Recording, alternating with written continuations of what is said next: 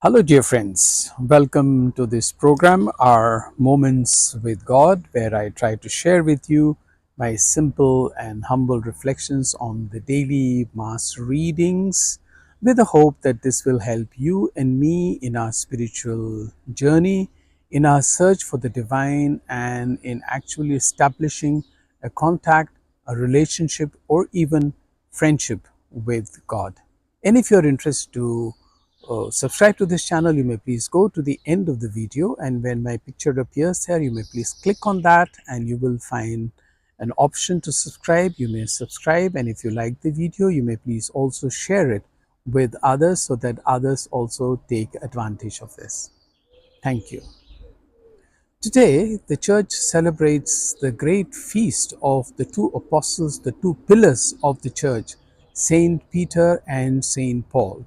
Remember that Paul was not the original apostles among the 12 that Jesus had chosen, but Paul was the one who was persecuting the church, and Jesus appeared to him on the way to Damascus as he was going to actually catch hold of those who were following this new way, the Jesus way, and was going to bring them to the authorities so that they could be punished, because he was completely bent on destroying this new movement, the Jesus movement, which was a new way, as at that time it was very new. People called it as a new way.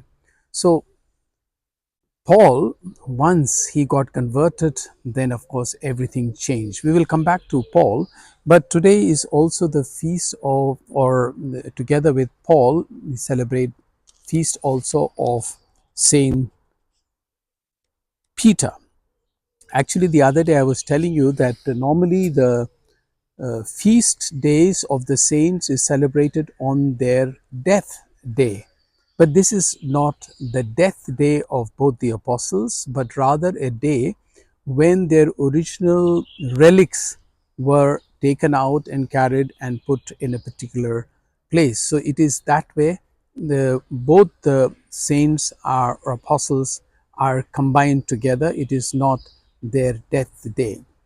St. Peter, of course, as you know, is the first or the primary apostle according to Jesus, though he was the one who betrayed Jesus, who disappeared a few times, and who even denied Jesus that Jesus, you will not go through the suffering, or he even refused to have his feet washed, etc. He had all kinds of activities there, but despite all that, Jesus chose him to be the head of the apostles and handed him over the keys of the kingdom and also keys of the church, as it were, because to him he said, "You are Peter," that means rock, and on this rock I will build my church.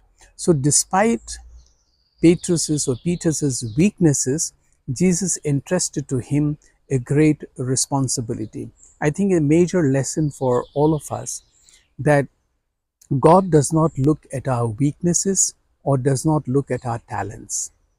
He just looks at how we can trust him and how trustworthily we will carry on his mission, which Peter, by his life, despite his failures, eventually proved that he could be relied on and he could be handed over the keys of the kingdom.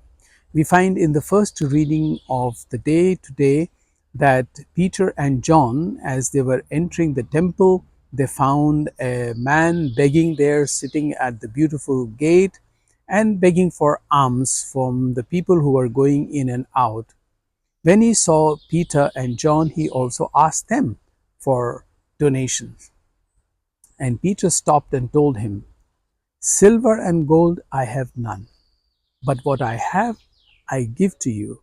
In the name of Jesus the Nazarene, get up and walk." And the man actually got up and walked. What a tremendous faith, first of all, from Peter. Secondly, for us, I think what is important is that We don't have to actually give silver and gold or wealth or money or things to people. Of course, if we have, we should share it with them, certainly, and reach out to the poor. But more than that, what people are really waiting from us is to hear this name of Jesus and what our faith in Jesus Christ is and what that faith can give them. What they are waiting actually for from us is this word of Christ. As day before yesterday in the gospel, Jesus had mentioned, those who hear my word are like that wise man who built his house on the rock. The floods came, the storm came, but the house stood on the firm foundation because it was built on the word of Jesus. And that's what Peter is trying to teach us. When it comes back to Paul, we know that Paul, who was bent on uh, demolishing the faith of people who believed in Jesus Christ, after his conversion, was a totally different man.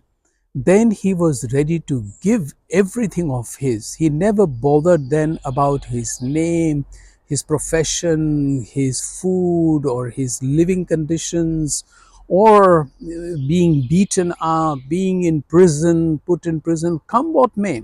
He was totally obsessed by the power of Jesus and by the name of Jesus. That one moment of deep conversion changed everything for him. Again, from both the lives of Peter and Paul, what I think for me personally I can learn is that they might have had failures.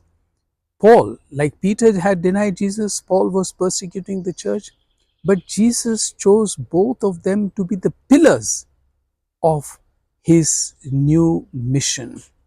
And I think that despite our weaknesses, I can say this about myself, despite our weaknesses, our sinfulness, our unworthiness, God it is who makes us worthy. And let us not be proud of our holiness and our spirituality, that we are somebody who have achieved this on our own. No, it is God who gives us these things. Let us, on this feast of Peter and Paul, the apostles, see how much of Jesus' mission, like these two, can we also carry forward. And if you're interested to subscribe to this channel, you may do it now. And I may just inform you that on this channel, I also have my own book being read by me called Tweeting to God. You may please go to that and you will certainly enjoy listening to that. It's short, only 4 minutes. Thank you.